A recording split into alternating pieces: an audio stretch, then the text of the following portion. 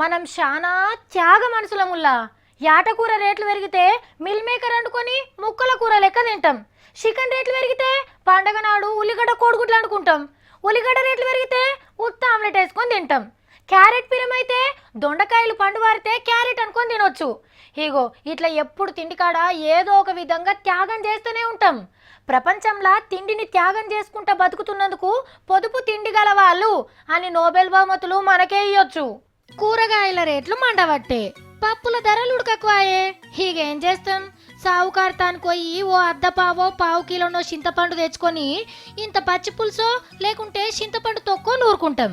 తక్కువల వంట అవుతుంది, రుచికి రుచి ఉంటుంది అని అనుకుంటాం. కానీ చింతపండు రేట్లు చింత చెట్టెక్కి కూసున్నాయి. ఎంతున్నాయో చెప్తే పండ్లు గోరీలు పోయేటట్టున్నాయి. కిలోకు 100 నుంచి 120 దాకా వలుకుతుంది చింతపండు. ఇక పోయినేడు దులిపిన పండు అయితే ఇంకింత ఎక్కువనే ఉన్నదట. ఇప్పుడు చింత చెట్టు దులిపినోళ్లకు పైకమే పైకం పొండ్రి. పండు నింపినట్టే పైకం బస్తాల నింపుకోవచ్చు.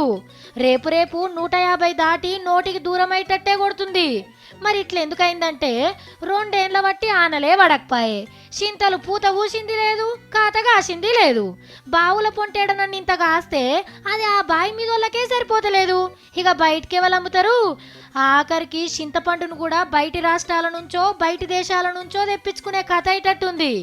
తెలంగాణలో పచ్చి పులుసుంటే ఇంకో 4 బుక్కలు ఎక్కువ తింటాం. దేవుళ్ళకు కూడా చింతపండు విసికి పులిహోర చేస్తే తుర్తిగా తింటారు. ఆగో గందుకే అర్ధారం పథకం కింద చింత మొలకలు ఎక్కువ తీసుకొని నాటుండ్రి. మల్లెనడన్న రేట్లున్నప్పుడు ఒక్కపారి చెట్టు దులిపితే చాలు బొచ్చడి పైకం రాలుతుంది.